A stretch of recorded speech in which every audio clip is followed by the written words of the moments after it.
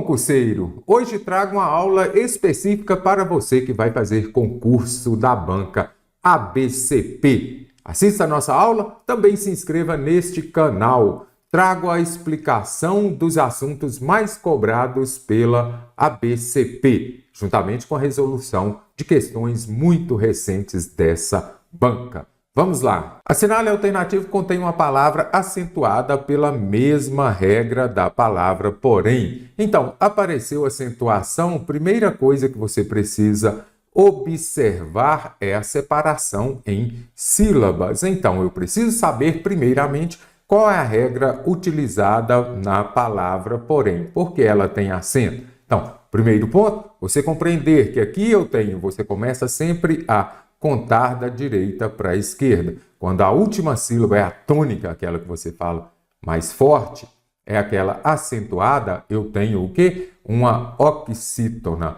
Então, neste caso aqui, eu já vi que eu tenho uma oxítona. Quando eu acentuo as oxítonas, quando elas são terminadas em A, E, O, seguidos ou não DS, em E, ENS. Então, se aparece lá café, cipó, e também cajá, oxítonas terminadas em A, E, O, acentuadas. Acentuo também aquelas terminadas em EN, que é o caso de porém, amém, também, e também as oxítonas terminadas em ENS, parabéns. Então, eu já sei que eu tenho uma oxítona terminada em EN.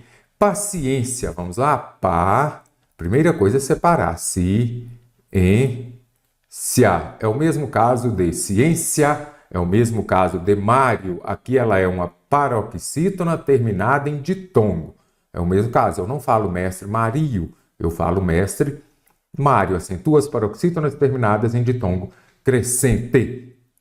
Saúde, aqui eu tenho o caso do hiato. O que é o hiato? Quando você separa em sílabas, aí você vai observar o quê? Que neste caso as vogais vão ficar em sílabas diferentes.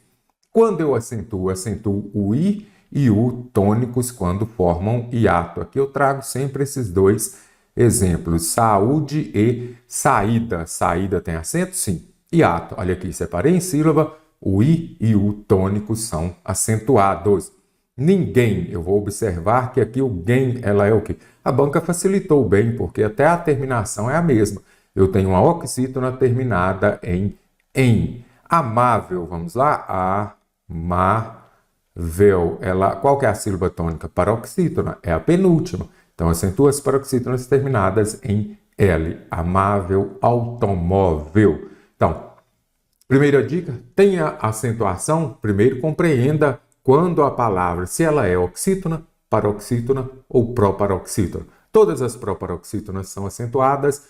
Outra dica importante é você não confundir o monossílabo tônico com as oxítonas. Por exemplo, são acentuadas pela mesma regra. Aí a banca vem e coloca está e é. As duas são oxítonas? Não. Oxítona é está. Agora é uma sílaba. Então, monossílabo tônico. Não confunda isso. Bem importante. Dica 1 da nossa aula de hoje. Com base nas regras de colocação pronominal, na partícula destacada a seguir, caro concursando, tem colocação pronominal? Eu criei o Enéas 4Ps para você memorizar. Quando eu vou usar a próclise, então, próclise, o pronome vem primeiro que o verbo, vem antes do verbo. Mesóclise, o pronome vem no meio do verbo. E ênclise, o pronome virá depois do verbo. O que as bancas mais cobram? As palavras, as ocorrências da próclise. Por isso, criei o Enéas 4Ps. Observe na minha explicação. Então, agora vamos falar sobre Enéas 4Ps. Isso daqui ajuda bastante na hora de você fazer as questões de concurso. Observe só, primeiro é importante você compreender que próclise é o uso do pronome antes do verbo. Mestre, o que é Enéas 4Ps? São as palavras atrativas, elas vão atrair o pronome oblíquo átono para perto delas e nós teremos, neste caso, o quê? Uma próclise. Por quê? Quando o pronome oblíquo átono vem antes do verbo, eu tenho um caso de próclise. Então, apareceu Enéas 4Ps, você já sabe, é um caso de próclise. Então, o que é Enéas 4Ps? Observe aqui, é a preposição em seguida de verbo no gerúndio. Observe aqui, em se tratando, então aqui eu tenho a preposição em, mais o verbo no gerúndio. Você observa que o pronome oblíquo átono veio antes do verbo. Se o pronome vem antes do verbo, então quer dizer que eu tenho um caso de próclise? Perfeito. O homem não se lembrou, observe, N de Enéas, não é isso? Olha aqui, o pronome oblíquo átono veio antes do verbo. Se veio antes do verbo, então eu tenho um caso de próclise? Perfeito. Olha o icônico Enéas aqui. Por que Enéas 4Ps? Ele tinha pouquíssimo tempo de propaganda na TV, candidato à presidência da República, e falava, meu nome é Enéas. Basicamente isso. Daí criei o Enéas 4Ps. As frases exclamativas, faltou o ponto de exclamação aqui, que Deus o abençoe, então o pronome antes do verbo. Advérbio, olha o advérbio sempre aqui. Então aqui eu tenho o verbo e se eu tenho um advérbio, Enéas 4Ps. Tenho Enéas 4Ps, você já sabe que neste caso o pronome oblíquo átono vem antes do verbo, não é isso? Então já vou marcar aqui todos os pronomes oblíquos átonos. Então vamos ver aqui agora. Quando as orações, as conjunções subordinadas, S de Enéas, você já viu Enéas aqui? Então, quando oração subordinada, aí vai atrair o pronome oblíquo átono para antes do verbo, e neste caso eu tenho o que, caro concursando? Um caso de próclise. Quem o fez infeliz? Pronome interrogativo. Agora aparecem aqui os 4Ps de Enéas 4Ps. Pronome interrogativo atrai também o pronome oblíquo átono para antes do verbo. Pronome relativo também, essa é a pessoa que o faz muito feliz, o pronome oblíquo átono antes do verbo. Alguém, pronome indefinido, atrai também aqui o pronome oblíquo átono para antes do verbo. E aqui eu tenho o pronome demonstrativo. Isso me emociona muito. Então, caro concursando, pegou a sua prova, você já vai se lembrar de Enéas 4Ps. São as palavras atrativas que levarão à ocorrência da próclise. Lembre-se também de que a próclise prevalece sobre a mesóclise e a ênclise. Tem próclise? Tem palavra atrativa? É ela que manda. Compreendeu Enéas 4Ps? Muito importante, anote aí no seu caderno mesmo. Então, o problema não se resume. Olha o N de Enéas aqui. O N de Enéas, de palavra negativa. Se eu tenho uma palavra negativa, ela vai atrair o pronome oblíquo átono para perto dela e ele virá antes do verbo. Então, neste caso aqui, eu tenho uma ocorrência da próclise em virtude de ter uma palavra negativa. É um caso obrigatório da próclise? Sim. Enéas 4Ps, casos obrigatórios da próclise. Facultativo, nada disso. É um caso obrigatório de ênclise, o pronome viria depois do verbo?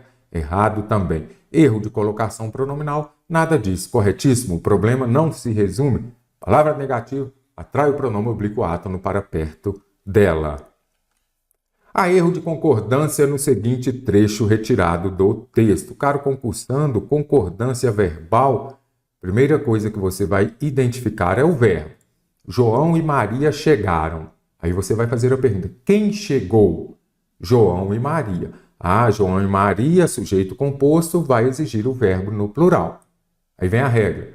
O verbo concorda com sujeito em número e pessoa. Sujeito no singular, verbo no singular. Sujeito no plural, verbo no plural. Observe aqui. Vou achar aqui uma para identificar bem isso. O que é o segundo país com mais pessoas em frente a uma tela? O Brasil. Então, o Brasil aqui, ele é o sujeito para ilustrar o que falei. Sujeito, não é isso? E aqui eu tenho o verbo. Então, aqui eu tenho um predicado. Olha o predicado que aparece aqui. Aqui eu tenho um verbo de ligação. Então, neste caso aqui, esse predicado nominal. Você vai identificar o quê? Sujeito no singular, sujeito simples no singular, o verbo também no singular. Então, essa está correta e eu preciso da errada. Então, simples assim. Pegue o verbo, faça a pergunta com o verbo, identifique o sujeito. Vamos ver aqui, o que está relacionado a prejuízos? O abuso, não é isso? O uso abusivo. Novamente, sujeito simples no singular, o verbo também no singular. Então, essa daqui também está correta. As queixas dos pacientes se inicia. E você já identificou o verbo? Vamos fazer a pergunta aqui. O que se inicia? As queixas. Olha o núcleo do sintagma aqui. Esse núcleo, queixas, está no plural. Aí nós vamos, quando eu falo lá, o verbo concorda com o sujeito em número e pessoa. Qual é a pessoa? As queixas, elas. Eu falo o quê? Elas inicia? Não, quando você conjuga o verbo lá, eu inicio, elas iniciam. Então, as queixas se iniciam, correto? Muito interessante aqui para você compreender.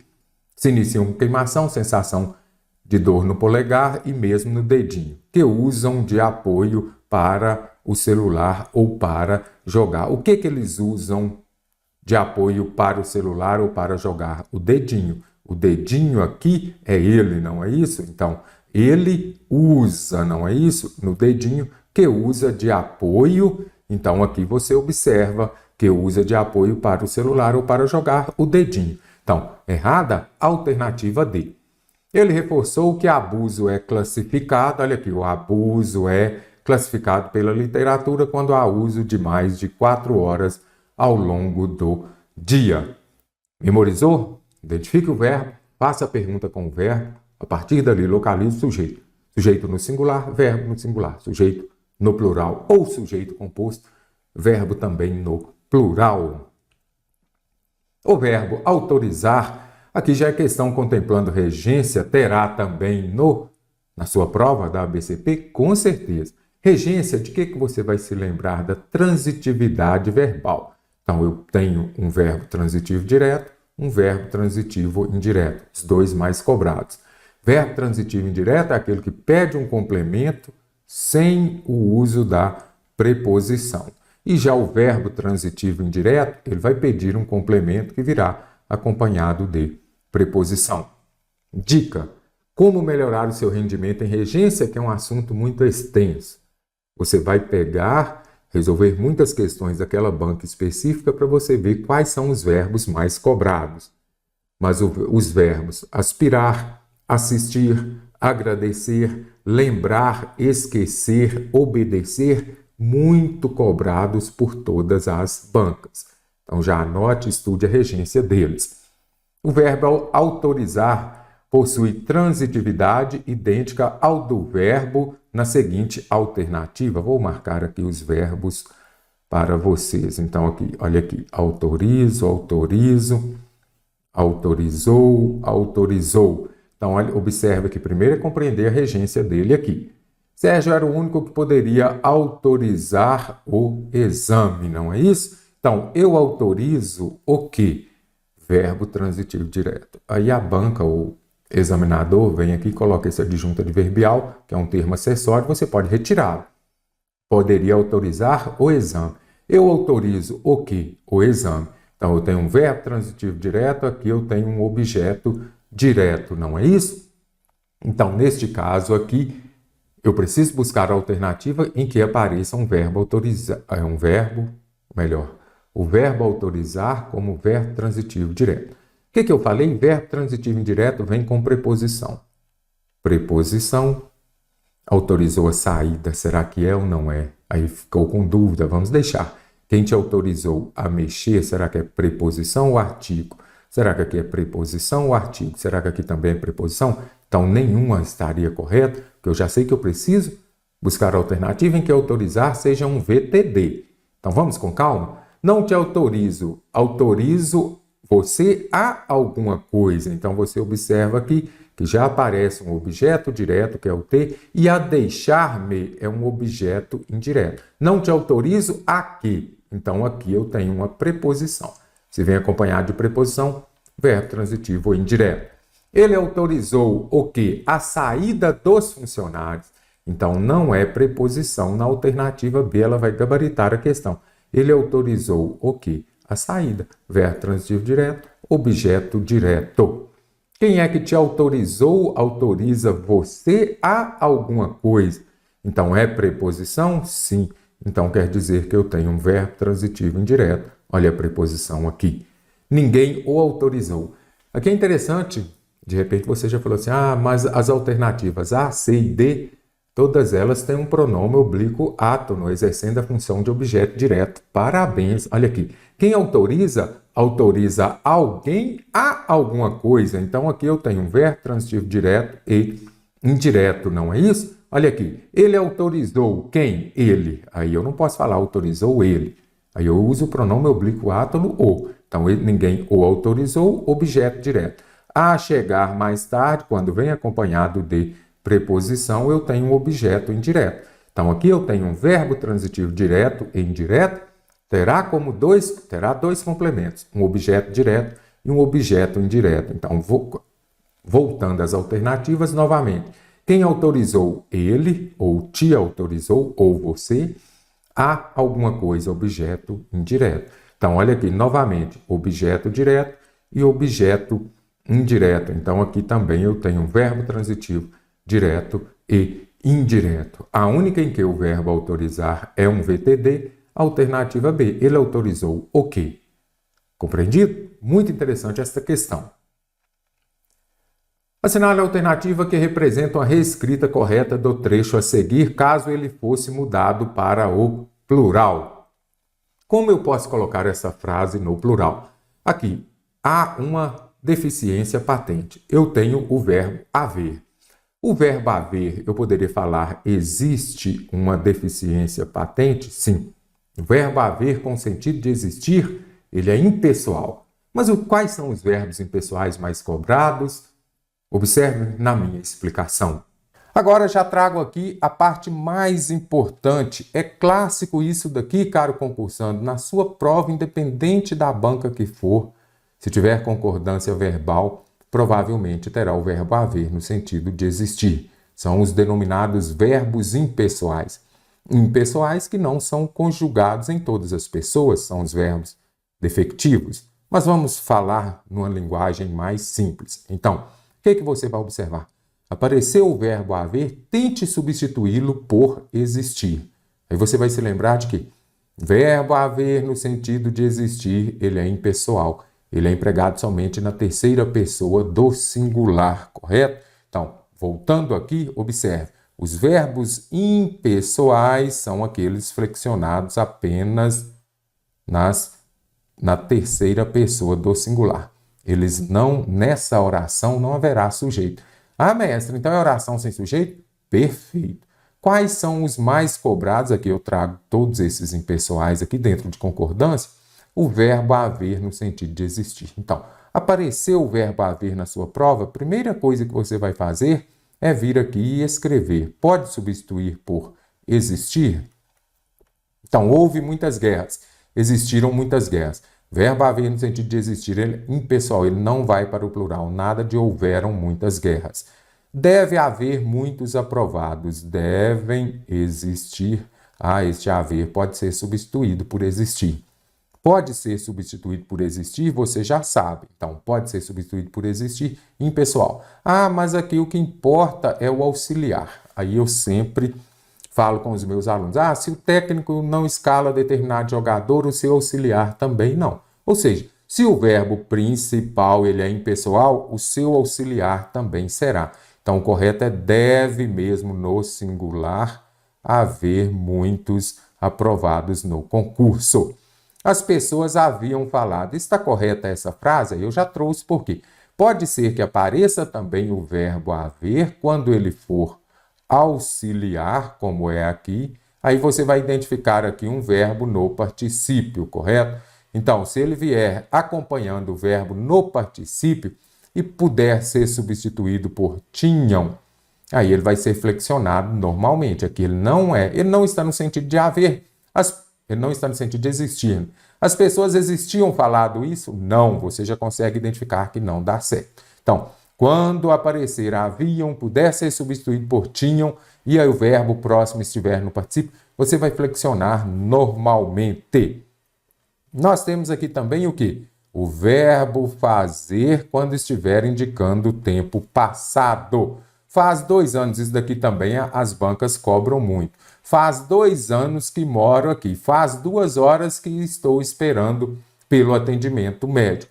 Então, o verbo fazer, indicando o tempo passado, ele é impessoal, empregado somente na terceira pessoa do singular. E os verbos que indicam fenômeno da natureza também são verbos impessoais empregados na terceira pessoa do singular. Oração sem sujeito não possui sujeito essa oração. Faz belas tardes de sol. Olha aqui, sol no verão, fenômeno da natureza. Você observa que o verbo fazer, ele foi empregado no singular. E agora, choviam copos descartáveis na cabeça do juiz. Não seria chovia? Por que aqui está no plural? Porque aqui foi empregado em sentido figurado, no sentido conotativo. Quando esses verbos relacionados aos fenômenos da natureza forem empregados no sentido figurado, serão flexionados normalmente. Serão impessoais somente se forem utilizados no seu sentido literal próprio, relacionado aos fenômenos da natureza. Compreendeu os verbos impessoais? Então, beleza, vamos lá. Existem umas deficiências patentes. Já o verbo existir, ele é um verbo que você vai conjugar normalmente. Umas deficiências patentes existem, mesmo o verbo vindo antes, ele estará no plural. O correto seria: existem umas deficiências patentes. Verbo existir, nada de impessoalidade, você vai conjugá-lo normalmente. Há umas deficiências patentes, aqui já é concordância nominal. Substantivo, e aqui eu tenho o quê? Um adjetivo. O que fala a concordância nominal? Quem manda? O substantivo, ou seja, o adjetivo, o artigo, o pronome, não é isso? Olha aqui, o pronome e o numeral precisam concordar com o substantivo em gênero e número. Lembre-se disso daqui. Vão concordar com o substantivo em gênero e número. Se eu falar homem, ok. Eu posso falar a homem? Não. Homem é o quê? Quando eu falo que concordam com o substantivo em gênero e número. Gênero, masculino e feminino. Número, singular e plural. Homem, masculino, singular. Então, o artigo tem que ser o homem. Eu não posso falar a homem. A homem alta, nada disso. O homem alto, ok? Então, quem prevalece? O substantivo. O adjetivo, o artigo, o numeral e o pronome concordam com ele em gênero e número. Então, o correto aqui seria patentes. Nada disso. Verbo haver no sentido de existir. Impessoal, empregado sempre na terceira pessoa do plural. Olha aqui. Deficiências, substantivo. Então, o artigo indefinido concordou com o substantivo em gênero e número. E o adjetivo também concordou com o substantivo em gênero e número. Gostei bastante desta questão também. Há erro de pontuação na seguinte alternativa. Você vai fazer concurso, primeira coisa, vai ter pontuação, segunda coisa, vai ter vírgula. Indubitavelmente é o assunto mais cobrado dentro de pontuação. Você quer estar no SPC concursando? Não. Então você não quer estar também no SVC. O que é o SVC? Vou explicar para vocês não errarem mais questões sobre vírgula. Então, tem vírgula, lembre-se de SVC. O que é SVC? Você não pode separar por vírgula o sujeito do verbo e nem o verbo do seu complemento. É isso que é SVC. Então, não posso usar a vírgula para separar o sujeito do verbo. O homem, sujeito, está evoluindo bastante, está evoluindo locução verbal. O que a banca faz? Ela vem aqui e coloca somente esta vírgula que o homem nos tempos atuais está evoluindo bastante. Está errado, porque eu separei o sujeito do verbo. Se entre o sujeito e o verbo aparecerem 2 vírgulas, perfeito, está correto. Se for esse adjunto adverbial de curta extensão, pode usar ou não a vírgula. Nos tempos atuais é o quê? Um adjunto adverbial. Se esse adjunto adverbial estiver no meio da frase, entre o sujeito e o verbo, virá separado por vírgula. O correto é o quê? O homem nos tempos atuais está evoluindo bastante. Macete, uma vírgula errada. 2 vírgulas, certo. para separar o verbo do seu complemento. Eu não posso separar o verbo do complemento. Eu creio para sempre em você. Eu creio para sempre em você. Então, o que você observa aqui? Quem crê, olha aqui, eu tenho o verbo e aqui eu tenho um complemento. Se entre o complemento e o verbo tiver uma vírgula, errado. Se forem duas, correto. Eu creio em você para sempre. Então, tem vírgula, lembre-se de que? SPC, ou melhor, SVC. Agora que já compreendeu, vamos lá. A indignação de muita gente não transpõe. O que não transpõe? A indignação. Aqui eu tenho o sujeito e aqui eu tenho o verbo. Entre o sujeito e o verbo pode ter uma vírgula?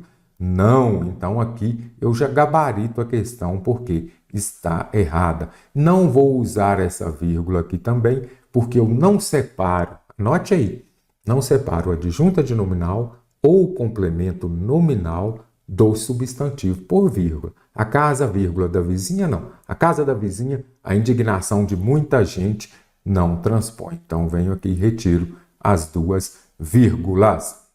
Que foi, Madalena? Aqui é um vocativo. O que é o vocativo? Tem um aqui que fala sobre aposto? Tem. Nem sei se as pessoas já confundem mais, mas as bancas sempre trazem.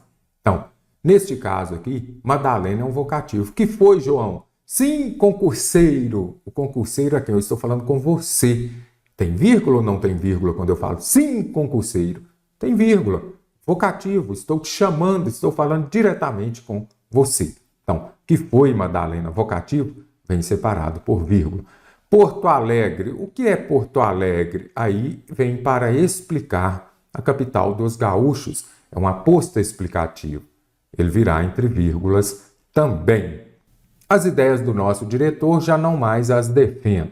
E o emprego desta vírgula poderia ter ou não? Se eu colocar essa frase na ordem direta, já não mais defendo as ideias do nosso diretor. Usaria a vírgula, ele está correto o emprego dela aqui ou não? Quero que você interaja comigo lá nos comentários. Com base no emprego do acento grave indicador de crase, assinale a alternativa completa correta e, respectivamente, as lacunas presentes nas linhas 3 e 5. O uso excessivo de dispositivos móveis, como celulares, tablets e computadores, podem oferecer risco.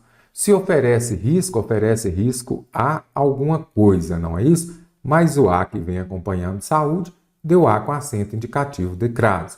Vamos substituir por um no masculino? Podem oferecer risco ao ato de não ser saudável. Deu ao antes de uma no masculino, terá crase antes de uma no feminino. É o que explica o ortopedista Leonardo. Quem explica a alguém, não é isso? Então, ele explica a CNN. Então, aqui nós já vimos que também terá crase. Então, letra C, risco à saúde, é o que explica o ortopedista a CNN. Ele vai explicar alguma coisa a alguém, mas o A de A que vem acompanhando, eu não falo CNN, eu falo a CNN. Então, que explica ao jornalista, por exemplo, deu ao antes de um no masculino, terá crase antes de um no feminino. Sobre o emprego dos porquês, analise o título do texto e, na sequência, marque a alternativa correta. Por que a Microsoft deixou 855 computadores no fundo do oceano por 2 anos? Então, uso dos porquês. Será que eu poderia usar aqui? Aqui, no caso, só vem falando quais são os porquês. Eu poderia usar o porquê junto e com acento. Eu poderia trocar o porquê separado e sem acento por porquê separado com acento. Então, primeiro ponto, por que a Microsoft deixou? O emprego do porquê separado está correto, uma vez que está sendo utilizada em uma frase interrogativa indireta. É pergunta? É, só que é feita de forma indireta. Se fosse direta, eu teria o ponto de interrogação aqui. Então, sendo frase interrogativa indireta, posso usar o porquê separado e sem acento. Eu poderia falar, quando eu puder usar razão, então, por que razão? Por que motivo? Porquê separado e sem acento. O emprego do porquê separado está correto, uma vez que está sendo utilizado em frases afirmativas e em respostas, nada disso. Em frases afirmativas e respostas, eu vou usar o porquê junto e sem acento. O emprego do porquê separado está incorreto, já vi que está correto. Foi empregado corretamente? Sim. Além disso, também estaria correto trocar porquê por porquê, sem qualquer outra alteração no período? Nada disso. Este porquê separado e com acento no final das perguntas. Tailandeses soltam milhares de patos em arrozal para combater pragas. Vai ter interpretação de texto na sua prova? Sim. Preciso marcar a alternativa correta. Os patos utilizam... Outra dica que deixo. Não precisa fazer a leitura do texto agora. Você pode compreender o título, verificar que foi retirado lá do g1.globo.com e ler as alternativas e voltar ao texto para otimizar o seu tempo. Os patos utilizados para a prática da redução de pragas após a safra de arroz são da raça Apiwot. Então vamos ver aqui. Aqui vai falar a raça deles. Olha aqui. Os patos são da raça Khaki Campbell, de origem britânica. Então já posso vir aqui e descartar. Essa não é a raça deles. As fazendas que utilizam a prática de soltar os patos nos campos inundados após a safra de arroz reduziram 100% o uso de agrotóxicos? Eu descarto. Dificilmente isso vai ocorrer. Mas eu não tenho de achar, eu preciso encontrar no texto aqui onde vai falar sobre isso. Observe aqui. E em troca, para o agricultor de arroz, os patos ajudam a comer as pragas da fazenda e podem reduzir o uso de produtos químicos e pesticidas. Em 100%, nada disso. A prática de soltar milhares de patos nos campos inundados após a safra de arroz pode reduzir o uso de produtos químicos e pesticidas. Olha aqui, acabei de ler para vocês, olha aqui, certíssima essa, olha aqui. Podem reduzir o uso de produtos químicos e pesticidas. Então, vamos voltar aqui. Corretíssima. Depois de utilizados para a prática da redução de pragas na safra de arroz na Tailândia, estes patos são enviados aos frigoríficos da região. Coitados, né? Será que é isso mesmo? Nada disso. Observe aqui. Depois de perambularem livremente por cerca de 5 meses, eles são devolvidos ao confinamento em suas fazendas de origem para produzir ovos por até 3 anos. Bem interessante. E aqui é o que eu falo. Não faça a leitura do texto, vá às alternativas e volte ao texto. Quando o homem chegou, a polícia já havia levado o corpo. É correto afirmar que esse período ele é composto por... Primeiro ponto, você precisa... Questão contemplando o período simples e composto.